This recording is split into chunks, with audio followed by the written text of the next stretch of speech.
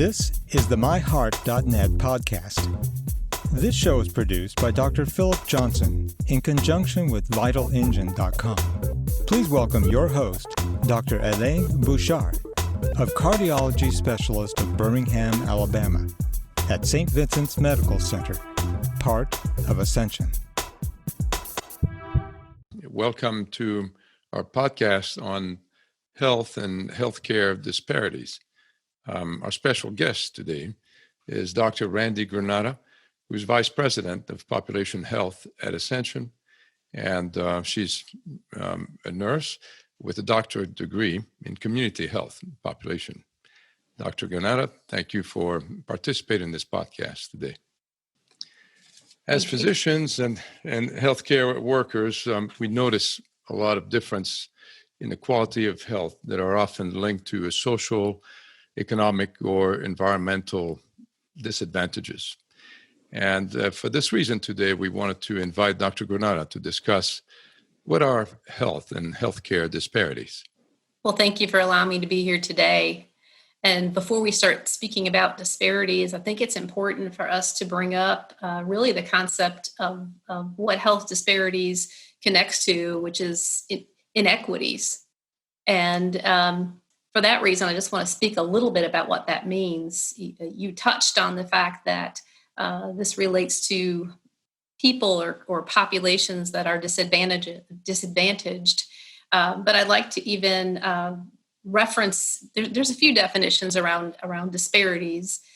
When we think about the Department of Health and Human Services and the way they view disparities, they consider population-specific differences when we look at the presence of disease, of health outcomes, and even access to care. The CDC looks at things even a little more broadly, and then again connects the concepts of health equity and health disparities. Health equity is when all of us have an equal opportunity to attain our full health potential. Right, so no one is really disadvantaged from having access because of a social position or some socially determined circumstance. And the disparities occur when there's actually differences among groups of people. To kind of elaborate, the issue is really complex because we know that there's obstacles that stem generations. They're embedded in our communities, in our infrastructures, in our schools. So it's critical if we're going to achieve health equity and eliminate disparities that we really look at this from a very holistic community health perspective. And there's different types of disparities. We first think of disparities. What naturally comes to mind for me would be race and ethnicity dimensions, but there's more dimensions that would include socioeconomic status, age, language, disability status, whether someone's a citizen or not, and also even sexual orientation. All of these groups or disadvantages can actually drive disparities in health outcomes within our communities. Yeah, exactly. We have also issues of education, disability, and geographic location, whether you're in a rural area or whether you're in a city environment, but not quite in a very good neighborhood, can really influence how your health and your healthcare will be processed or perceived, and that will affect also outcome. On that rate, why does it matter? These health disparities. Well, it matters for a number of reasons. First of all, we have to recognize that there's that moral compass, right? We need to ensure that all of us have the ability to achieve health equity.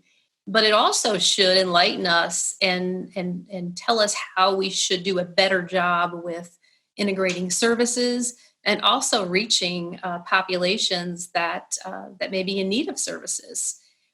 You touched on location and geography, and I think it's fascinating that we've reached a point in time now.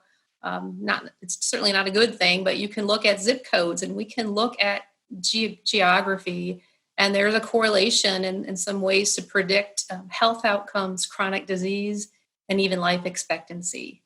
So why that matters is that really should be providing some insight into our infrastructure, again, the way we even do planning at the community level, beyond our healthcare world.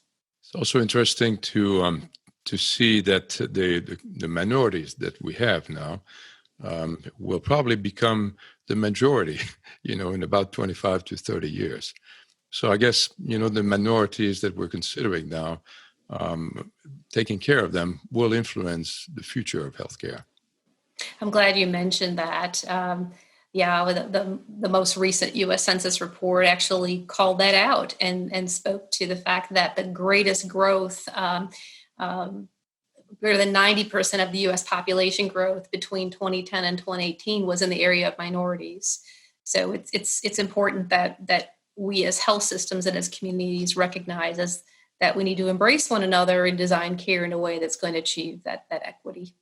So what is the current status of disparities at the present time? Sure. Well, I mentioned we have disparities in a number of groups. I think I'll touch on just some of the disparities that seem very apparent today, particularly even in light of COVID.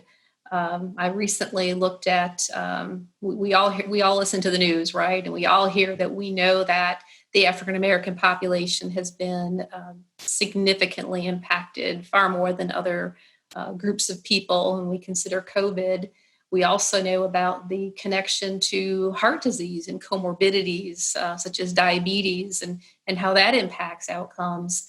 But what was really enlightening was looking at someone referenced and said, if we looked at all minority groups and in light of COVID, and if they died at the same rate as Caucasians, we would have actually had 13,000 less African-American deaths, 1,300 less Latino Americans, and 300 Asian Americans would still be alive today.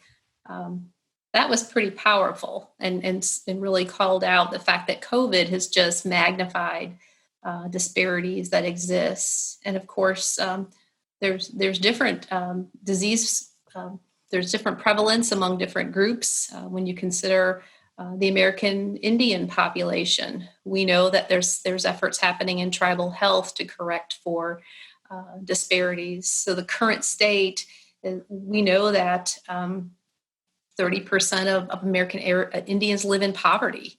Of course, that's interconnected, right, with health outcomes. When we consider also our Hispanic population, we have there's evidence of poor oral hygiene, dental health. We have higher rates of diabetes as well. And when we think about geographical disparities, back to that area, we live in the stroke belt, right? So we know, again, there's overlap when you consider different racial populations and demographic data, and we know that it's impacting disproportionately African Americans in the stroke belt. It's kind of interesting. We were looking at higher rates of chronic disease and premature death in our minorities. Interestingly, I was reading at some point that the Hispanic immigrants have better health outcomes than white. And this immigrant paradox appeared to diminish with time spent in the United States. Really kind of interesting to see how the socioeconomic as well as environmental factors affect your health. Sure. Obviously, there's all the field of HIV, where the magnitude of African American and wide disparity in AIDS diagnosis and mortality has just grown substantially over time and keeps growing. Something that we're not very familiar as cardiologists, but also infant mortality, very much related to disparity. more in what concerns us and our patient is the problem of obesity, having, for example, the Hispanic children and adolescents aged 2 to 19 had the highest prevalence of obesity in the United States at almost 22%, with Asians having the lowest at 8.6%. Mexican Americans suffer disproportionately from diabetes and very much, related to this obesity problem. Obviously, we're in the field of heart disease, having African Americans were 30% more likely than whites to die prematurely from heart disease. This was in 2010, and I don't think it's improved, very much since that time. African American men were twice as likely as white to die prematurely from stroke, as you mentioned, earlier. And if we look at all the age-standardized cardiovascular death over the last 15 years, obviously among all the groups, there's a trend for a decrease in mortality. However, African American or Blacks remain the highest mortality group, followed by white, and then followed by Hispanic, American Indian, and then Asian or Pacific Islanders. So those patient population really, and the minorities really affect the outcome in our health research. And what can we do? What are key initiatives that are being taken to address the disparities? Sure. What comes to mind, I'll first begin, since you just mentioned all of those really powerful statistics around higher incidence of disease among certain at-risk groups. What comes to mind is really screenings, right? And the importance for us to make sure that the ability to screen for disease states is accessible and affordable to those individuals and communities who may be at risk.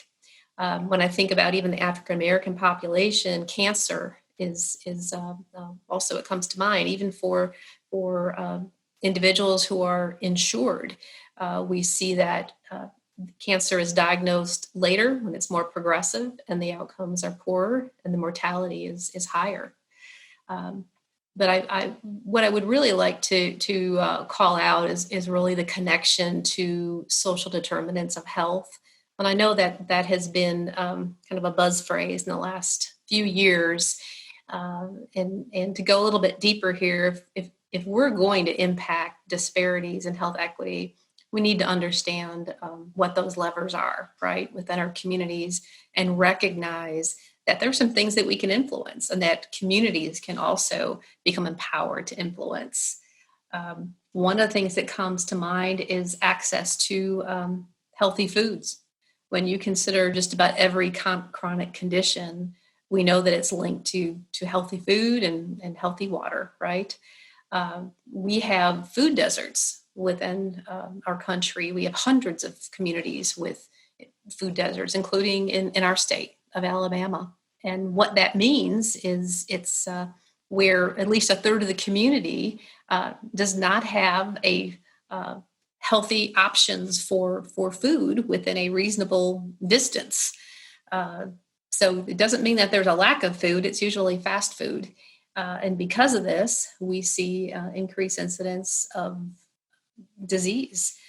When healthy food is available, it's not affordable for certain populations. So again, it's about how we can help empower communities to bring those resources and start to eliminate food deserts across our state and our country. Other things we can do is partner with community agencies and also recognize that we need an interdisciplinary care team. And I think most of us are doing this today.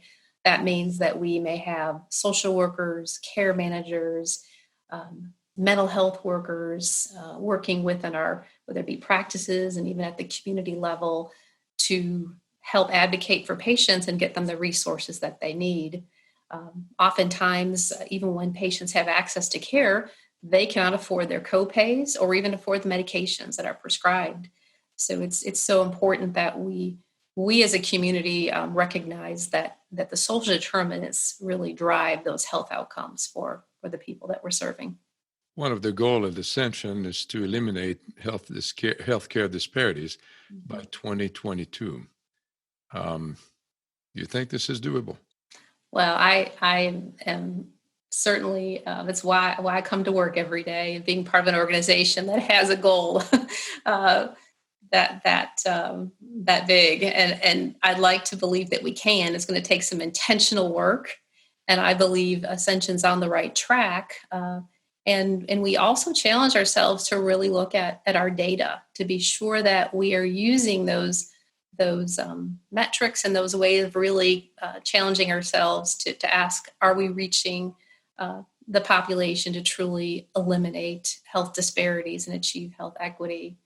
Our mission statement is all about caring for the poor and vulnerable. So the more we can challenge each other to live out our culture every day and our mission, the closer we're going to get to that goal. But it's going to take some intentional work. I believe it is happening.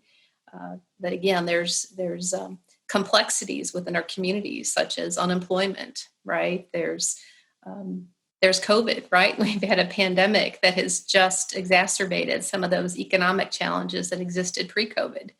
But I would like to believe we're going to get there. But it's going to take all of us working together. I really like, even though it can be a little tedious process, but with the freezer pad, patient coming to your office, entering all this data.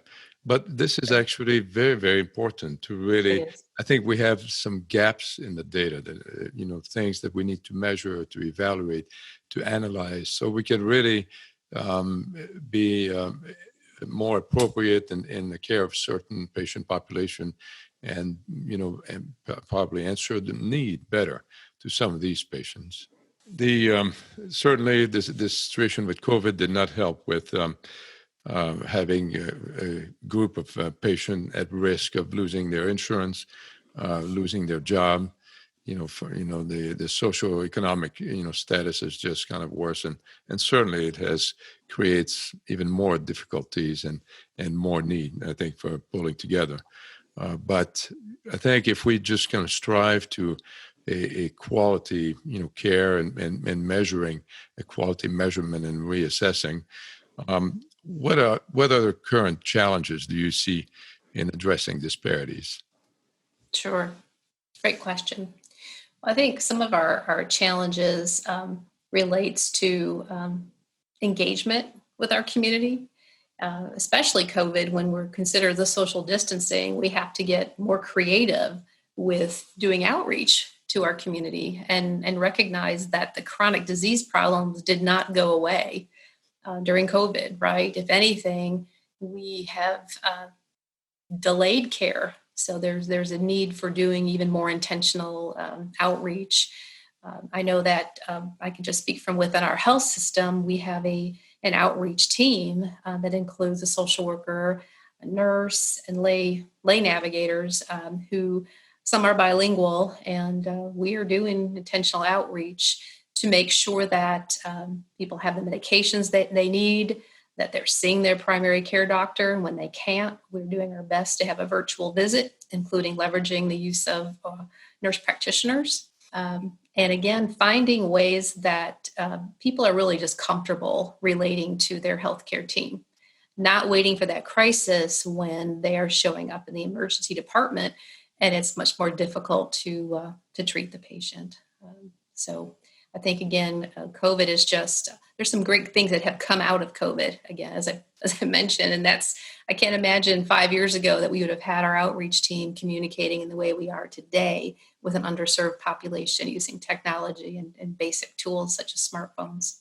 President and CEO of Ascension, Joe Impichike, really has a great motto, saying that healthcare that works, healthcare that is safe, and wanting to leave no one behind.